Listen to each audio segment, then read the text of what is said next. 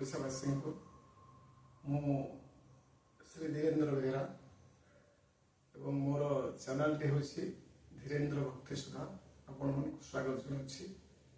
आशा करुच्ची आपण मानकर जो भिडियोटी मुझे जाऊँगी किछिटा शिक्षणीय भिडियो आपण मैंने अनुधान कले निश्चित समाज प्रति आप उपकृत हो पारे।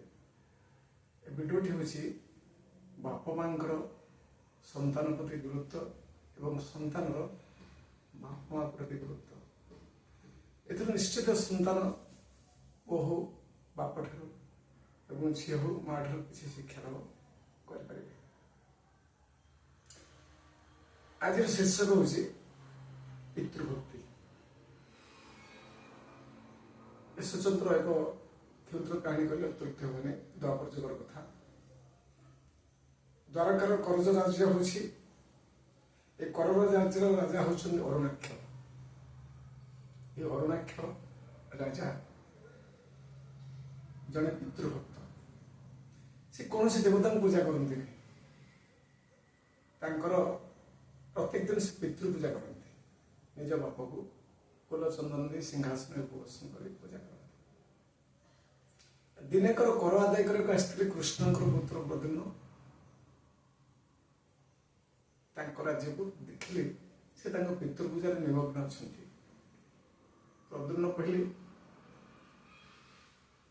कोटुआ को खबर देले एवं कहले निज राज्य करज राज्य पहुंचे देखिले जो ये दृश्य से पितृपूजा कर ईर्षार जड़ीगले।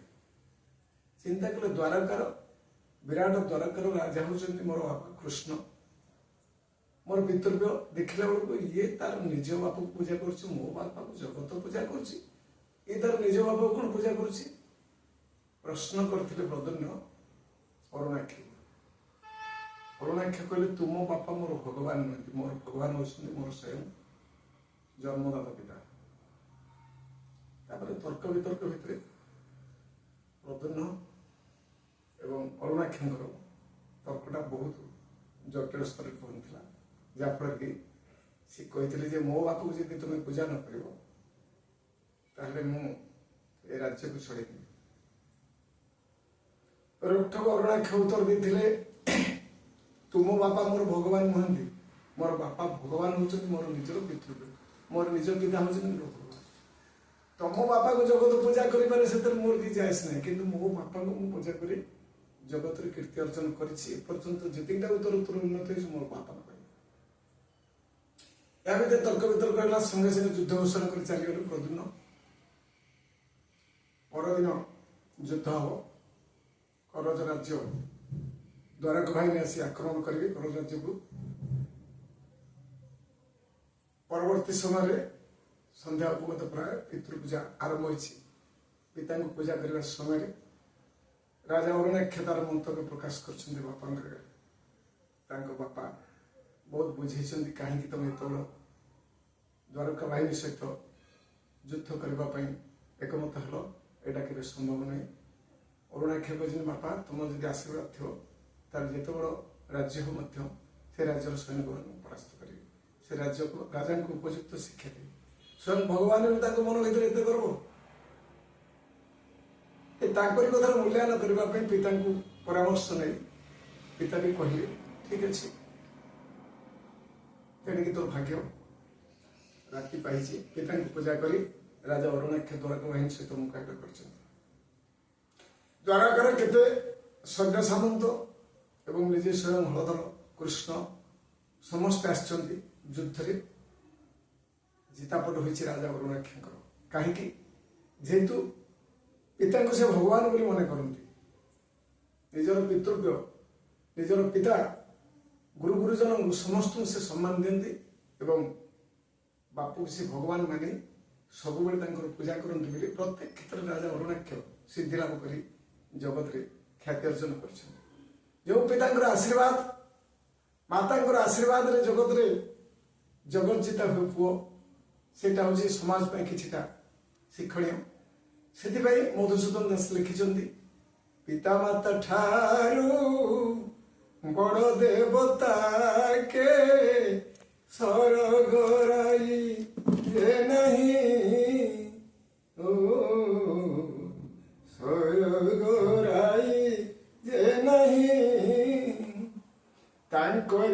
ଆଶିଷ ସାହାରେ କାସିନା ବିପଦ ତରି ମା ପାଇଁ ପିତାମାତାଙ୍କର ଯଦି ଆଶୀର୍ବାଦ ଥିବ ଏ ଜଗତରେ କୌଣସି ପୁତ୍ର କୌଣସି କନ୍ୟା କେବେ କେବେ କୌଣସି କ୍ଷେତ୍ରରେ ପରାସ୍ତ ଲାଭ କରିବ ନାହିଁ, ସବୁଥିରେ ଜୟ ଲାଭ କରି ଚାଲିବ।